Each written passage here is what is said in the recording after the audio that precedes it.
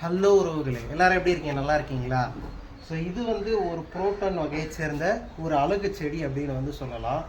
So நான் already சொல்லியிருந்தேன்ல, இது ரொம்ப கொடி விட்டு ரொம்ப இதுவாக போயிடும். இந்த மாதிரி இந்த செடிகள் ரொம்ப அதிகமாக கொடிகள் விட்டு கீழே வரைக்கும் போயிடும். இதுக்கு மேலே இதை வளர விட்டோம் அப்படின்னா என்ன ஆகும்னா, ரொம்ப கொஞ்சம் லுக் வைஸ் பார்க்க நல்லா இருக்காது. உள்ளே இருக்க இலைகள்லாம் காஞ்சு போயிடுச்சு பார்த்தீங்களா?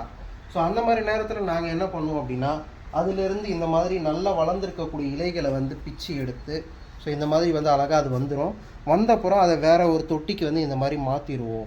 இந்த மாதிரி மாற்றிட்டோம் அப்படின்னா இதுலேயும் பார்த்திங்கன்னா இது அழகாக வேர் விட்டு இது நல்லாவே வளர்ந்துடும்.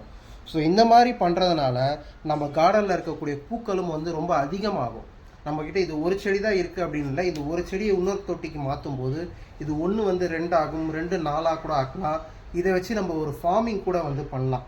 ஸோ இந்த மாதிரி அதிகமாக வளர்ந்துருச்சு அப்படின்னா இதுலேருந்து கட் பண்ணி இதில் வச்சு வைக்கும்போது நமக்கு இதுவும் பார்க்குறதுக்கு அழகாக அதிகமாக வளர்ந்து வந்துடும் நண்பர். ஸோ இப்போ இந்த செடி பார்த்தீங்கன்னா நம்ம கார்டனுக்கு போய் வாங்கணும் அப்படின்னா ஒரு ஃப்ளவர் இந்த அளவு இந்த அளவு கூட இருக்காது, இந்த மாதிரி தான் கொடுக்குறாங்க. பட் ஆனால் ஒரு பாட் எவ்வளோனா 150 ருபீஸ்.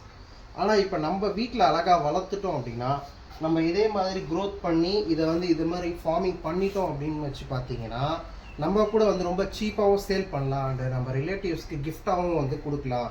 ஸோ எங்கள் வீட்டுக்கு வரவங்க எல்லாருமே பார்த்தீங்கன்னா எப்போவுமே போகும்போது வெறுங்கையோடு போகவே மாட்டாங்க. அந்த தொட்டியில் இருக்க செடியில் எனக்கு ஒன்று கொடுங்க, இந்த தொட்டியில் இருக்க செடியில் ஒன்று கொடுங்கன்னு எல்லோரும் கேட்டு வாங்கிட்டு போவாங்க. அதுக்காகவே நாங்கள் என்ன பண்ணோம்னா ஃப்ரீயாக இருக்க டைமில் இந்த மாதிரி எக்ஸ்ட்ராவாக ஃபார்மிங் பண்ணி வைப்போம் நண்பர்களே.